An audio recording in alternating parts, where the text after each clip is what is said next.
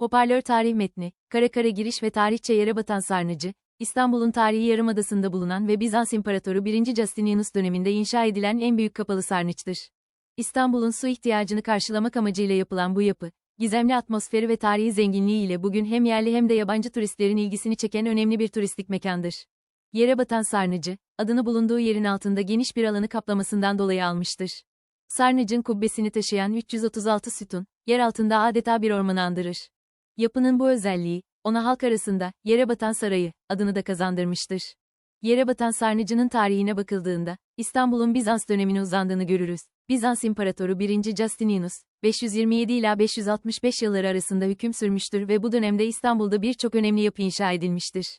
Bunlardan biri de Yere Batan Sarnıcı'dır. Sarnıcın inşasında, İmparator Justinianus'un baş mimarı Isidoros ile Trallesli Antemos'un çalıştığı bilinmektedir. Bu iki mimar, Ayasofya'nın da yapımında görev almış kişilerdir. İmparator Justinianus, İstanbul'un su ihtiyacını karşılamak için bu devasa sarnıcı inşa ettirmişti.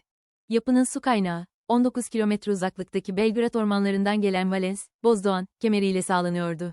Yere batan sarnıcı, 140 metre uzunluğunda ve 70 metre genişliğindedir. Toplamda 80.000 metreküp su depolama kapasitesine sahiptir. Sarnıcın içerisinde yer alan sütunlar ve başlıklar, farklı dönemlere ait anıtsal yapılardan toplanmış olup, bu durum Bizans'ın spolyasyon, eski yapı malzemesinin yeniden kullanılması geleneğini yansıtmaktadır. Sütunların birçoğu Korint tarzında olup, bazıları ise düz ve sade bir şekilde yapılmıştır. Yere batan sarnıcının en dikkat çekici ve esrarengiz unsurlarından biri, sarnıcın kuzeybatı köşesinde bulunan ve bir Medusa başı figürünün yer aldığı iki sütundur. Bu iki sütun, diğerlerinden farklı olarak ters ve yan yatırılmış bir şekilde konumlandırılmıştır ve üzerlerindeki Medusa başı figürleri, gizemli bir hava yaratır. Medusa, Yunan mitolojisinde bir gorgon olan ve bakışıyla insanları taşa çevirebilen efsanevi bir karakterdir. Medusa başının neden bu sütunların üzerinde yer aldığı ve neden bu şekilde konumlandırıldığı konusu, tarihçiler ve arkeologlar arasında tartışılan bir konudur. Bazı araştırmacılara göre, Medusa başının bu şekilde konumlandırılması, Bizanslıların eski pagan inançları reddettiklerini ve Hristiyanlığı benimsediklerini göstermek için yapılmış olabilir. Diğer bir teoriye göre ise, Medusa başının bu şekilde konumlandırılması tamamen estetik ve mimari bir tercihtir. Ancak bu konuda kesin bir bilgi olmadığı için, Yere batan sarnıcının bu esrarengiz unsuru, hala bir sır olarak kalmaya devam etmektedir. Yere batan sarnıcı, 6. yüzyıldan bu yana İstanbul'un tarihinde önemli bir yer tutmaktadır. Bizans döneminde önemli bir su kaynağı olan sarnıç, Osmanlı döneminde de kullanılmıştır. Ancak zamanla önemini yitiren ve unutulan sarnıç, 16. yüzyılda Petrus G.Y. Laius tarafından yeniden keşfedilmiştir. G.Y. Laius, İstanbul'daki antik eserleri araştırmak için şehri ziyaret eden bir gezgin ve araştırmacıdır. Yere batan sarnıcını keşfettikten sonra, yapının varlığı Batı dünyası tarafından da bilinir hale gelmiştir. Yere batan sarnıcı, 1987 yılında müze olarak hizmete açılmıştır. Bugün hala ziyaretçilere açık olan bu etkileyici yapı, Bizans döneminin gizemini ve büyüleyiciliğini günümüze taşımaktadır. Bu devasa su deposunun soğuk ve nemli koridorları, tarih boyunca birçok hikaye ve efsaneye ev sahipliği yapmıştır. Bu hikayeler ve efsaneler, Yere batan sarnıcının sadece bir tarihi yapı olmanın ötesinde, kültürel bir miras ve gizemli bir sır olduğunu göstermektedir. Kare mimari ve sanat, Yere batan sarnıcındaki esrarengiz sır. Mimarlık ve sanat tarihi boyunca, dünyanın dört bir yanındaki yapılar, insanlık tarihinin akışını belirleyen büyüleyici hikayelerini ve sırlarını saklar. Bu yapılar arasında, özellikle Yere batan sarnıcı gibi mimari harikalar, hem tarihi değerleri hem de sakladıkları gizemlerle büyük ilgi çekerler. Yere batan sarnıcı, İstanbul'da yer alan ve Bizans dönemine tarihlenen büyük bir yeraltı su deposudur. İsmi, yer altında kolonlarla desteklenmiş geniş yapısı nedeniyle, Yere batan, olarak adlandırılmıştır. Ancak bu muhteşem yapı, sadece mimari büyüklüğüyle değil, aynı zamanda içinde yer alan ve hala tamamen açıklığa kavuşmayan esrarengiz bir sırrıyla da dikkat çeker. Yere batan sarnıcının öyküsü, Bizans İmparatoru 1. Justinianus dönemine, 6. yüzyıla kadar uzanır. Bu dönemde, Bizans İmparatorluğuna başkentlik eden İstanbul'un, o zamanların Konstantinopolis'i, su ihtiyacını karşılamak amacıyla inşa edilmiştir. Yapımında kullanılan malzemeler ve teknikler, döneminin mimari anlayışını ve sanatsal zevkini yansıtır. İçerisindeki 336 adet mermer kolon, sarnıcın hem taşıyıcı elemanlarıdır hem de estetik bir görünüm sağlarlar.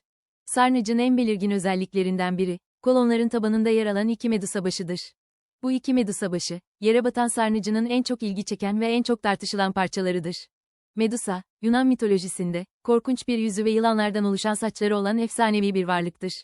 Ona bakan herkesin taşa dönüştüğüne inanılırdı. Ancak Medusa'nın başının, bir su sarnıcı olan Yere batanda ne aradığı, uzun yıllardır tarihçiler ve arkeologlar arasında tartışma konusu olmuştur. Medusa başlarının yere batan sarnıcına yerleştirilme amacı hala tam olarak bilinmemektedir. Bazı tarihçiler, bu başların orijinal olarak başka bir yapıdan alındığını ve sarnıcın inşasında tekrar kullanıldığını öne sürer. Diğerleri ise, Medusa başlarının sarnıcı kötü ruhlar ve hasarlardan korumak için birer tılsım olarak yerleştirildiğini iddia eder. Medusa başlarının bir başka ilginç yönü de, birinin yan yatmış ve diğerinin ters çevrilmiş olmasıdır. Bu durum, başların orijinal konumlarının bu olup olmadığı hakkında da spekülasyonlara neden olmuştur.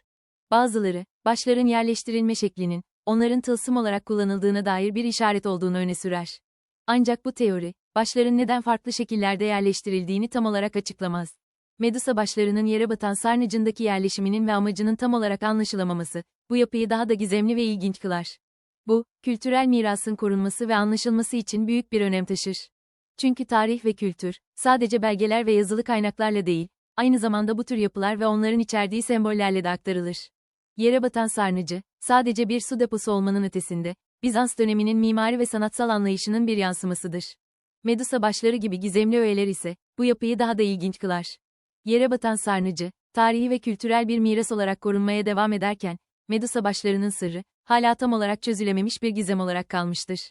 Ancak bu esrarengiz sır, yere batan sarnıcının ziyaretçileri üzerinde büyülü bir etki bırakmaya devam eder. Kare kare kültürel etkiler yıldız yıldız yere batan sarnıcı ve esrarengiz sırlar, kültürel etkiler yıldız yıldız. Yere batan sarnıcı, İstanbul'un en önemli ve göz alıcı tarihi yapılarından biridir. Adını yer altında bulunan ve büyüleyici bir atmosfere sahip olan bu devasa yapı, Bizans döneminden kalma bir su deposudur.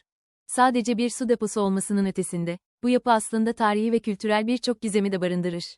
Yere batan sarnıcının esrarengiz hikayesi ve gizemli atmosferi, birçok sanatçıyı, yazarı ve yönetmeni etkilemiş, bu da onun kültürel miras ve etkisi konusunda önemli bir rol oynamıştır. İstanbul'un tarihine baktığımızda, yere batan sarnıcının inşası Bizans İmparatoru 1. Justinianus dönemine, M.Ö. 532 yılına denk gelir. İstanbul'un su ihtiyacını karşılamak için yapılan bu yapı, toplamda 336 sütunla desteklenen ve 140 metre uzunluğunda ve 70 metre genişliğinde bir alanı kaplar. İçerisindeki Medusa başlı iki sütun kaidesi, özellikle arkeologlar ve tarihçiler için büyük bir merak konusudur. Yere batan sarnıcının kültürel etkileri incelendiğinde, ilk olarak edebiyat dünyasında karşımıza çıkar. Dünya çapında ün kazanmış birçok roman ve öyküde bu eşsiz yapıya yer verilmiştir. Dan Brown'un ünlü romanı, Inferno'da yere batan sarnıcı, önemli bir rol oynar. Brown, romanında sarnıcın gizemli ve büyüleyici atmosferini etkileyici bir şekilde betimler.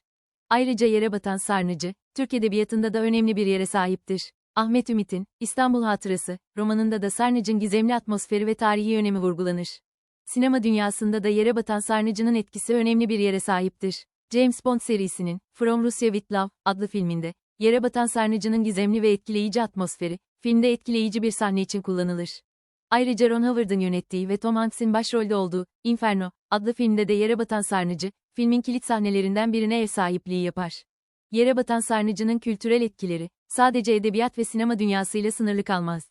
Müzik dünyasında da bu yapı, birçok sanatçıya ilham kaynağı olmuştur. 2010 yılında dünya çapında ünlü bir piyanist olan Fazıl Say, yere batan sarnıcında bir konser vermiştir. Bu konser, dünya çapında büyük ilgi görmüş ve yere batan sarnıcının uluslararası arenada tanınmasına katkı sağlamıştır. Kültürel etkileri incelenen yere batan sarnıcı, ayrıca birçok resim ve fotoğraf eserine de ilham kaynağı olmuştur. Özellikle Medusa başlı sütunlar, birçok sanatçının eserlerinde yer alır. Bu yapı, aynı zamanda birçok turistin ve fotoğrafçının da uğrak noktasıdır. Yere batan sarnıcı, sadece bir su deposu olmasının ötesinde, tarihin ve kültürün gizemli bir parçasıdır. Tarihi ve arkeolojik açıdan önemi yanında, kültürel etkileriyle de dikkat çeker. Yere batan sarnıcının esrarengiz hikayesi ve atmosferi, birçok sanatçıya, yazarlara ve yönetmenlere ilham vermiş ve bu da onun kültürel miras ve etkisi konusunda önemli bir rol oynamıştır.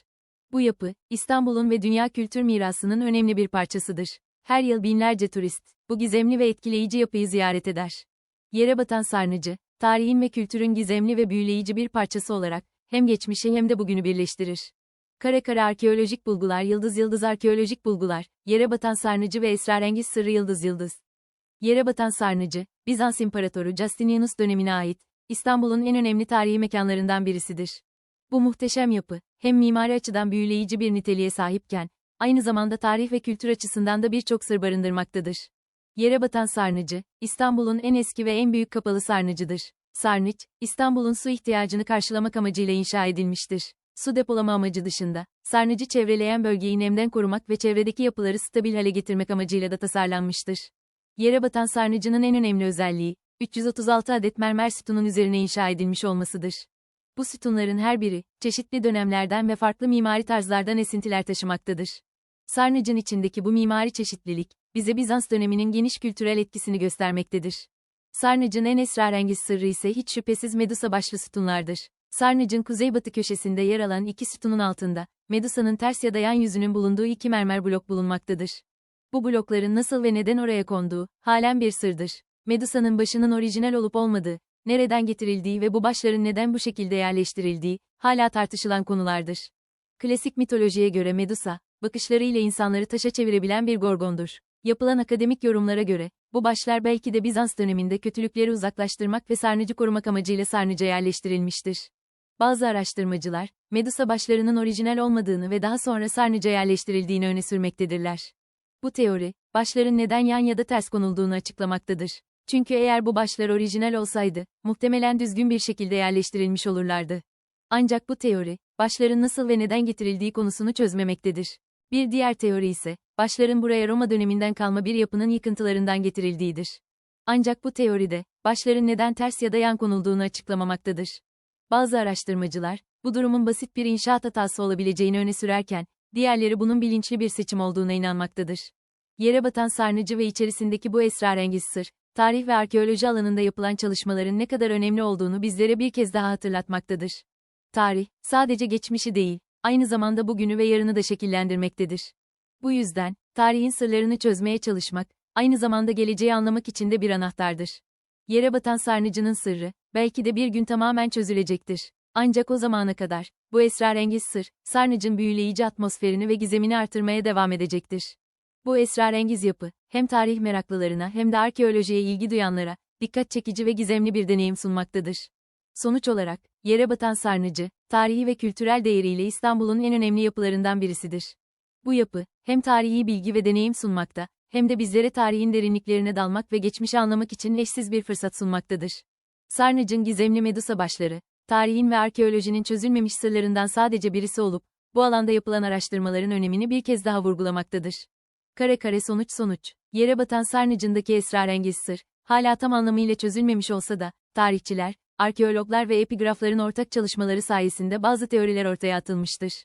Bu sonuç bölümünde, bu teorileri derinlemesine inceleyerek, yere batan sarnıcının tarihi ve kültürel önemini, arkeolojik bulguları ve toplumsal etkilerini ele alacağız. Yere batan sarnıcı, İstanbul'un tarihi yarımadasında Bizans İmparatoru Justinianus tarafından inşa edilmiş bir yapıdır. Bu sarnıcın en büyüleyici özelliği, içerisinde yer alan ve henüz tam olarak anlaşılamayan iki Medusa başıdır. Bu iki taş heykel, sarnıcın iki köşesine ters veya yan olarak konumlandırılmıştır ve bu durum, tarihçiler ve arkeologlar arasında çeşitli teorilerin ortaya çıkmasına neden olmuştur. Bazı tarihçiler, Medusa başlarının ters veya yan konumlandırılmasının, eski inançlara göre Medusa'nın bakışlarının insanları taşa çevirme gücünü nötralize etmek için yapıldığını iddia etmiştir. Bu teori, Antik Yunan mitolojisi ve Bizans dönemi inançları arasındaki bağlantıyı öne sürer. Ancak bu teori, Medusa başlarının neden sarnıca eklendiğini tam olarak açıklamaz. Diğer bir teori ise, bu başların, sarnıcın inşasında kullanılan diğer taşlarla aynı döneme ait olduğunu ve sarnıcın inşaatında kullanılan taşları çıkarırken bulunduğunu öne sürer. Bu durumda, taşların ters veya yan yerleştirilmesi, sadece taşların uygun bir şekilde oturtulmasından kaynaklanabilir. Ancak bu teori, Medusa başlarının yere batan sarnıcına özellikle yerleştirilmiş olabileceği fikrini dikkate almaz. Bir başka teori, Medusa başlarının, sarnıcın inşasında kullanılan taş ocaklarından birinin yakınında bulunan bir tapınaktan alındığını öne sürer. Bu teoriye göre, taşlar, inşaat malzemesi olarak kullanılmak üzere tapınaktan alınmış olabilir ve bu da onların sarnıca yerleştirilmesini açıklar. Ancak, bu teori hala tam kanıtlarla desteklenmemiştir. Yere batan sarnıcının tarihi ve kültürel önemi, bu esrarengiz Medusa başlarının varlığı ile daha da belirginleşir. Bu başlar, sarnıcın bir su deposu olmanın ötesinde bir anlam taşıdığını gösterir. Ayrıca, bu başlar, Bizans dönemindeki inançları, sanatı ve mimariyi yansıtır. Arkeolojik bulgular, yere batan sarnıcının, İstanbul'un tarihinde önemli bir yere sahip olduğunu kanıtlar. Sarnıcın inşası, Bizans İmparatorluğu'nun mimari başarılarını ve mühendislik yeteneklerini gösterir. Ayrıca, sarnıcın yapımında kullanılan malzemeler ve teknikler, o dönemin inşaat tekniklerine ışık tutar. Yere batan sarnıcının toplumsal etkileri de büyüktür. Sarnıç, İstanbul'un su ihtiyacını karşılayan önemli bir yapı olmuştur. Ayrıca, sarnıcın varlığı, İstanbul'un tarihi ve kültürel mirasının korunmasına yardımcı olmuştur. Sonuç olarak, yere batan sarnıcındaki esrarengiz sır, hala tam anlamıyla çözülmemiş olsa da, bu sır, sarnıcın tarihi ve kültürel önemini, arkeolojik bulgularını ve toplumsal etkilerini daha da belirginleştirir. Bu sır, tarihçiler, arkeologlar ve epigraflar için hala çözülmesi gereken bir bulmaca olmayı sürdürürken, aynı zamanda yere batan sarnıcının gizemini ve çekiciliğini de artırır. Bu nedenle, bu esrarengiz sır, yere batan sarnıcının sadece bir su deposu olmanın ötesinde, İstanbul'un tarihi ve kültürel mirasının önemli bir parçası olduğunu kanıtlar.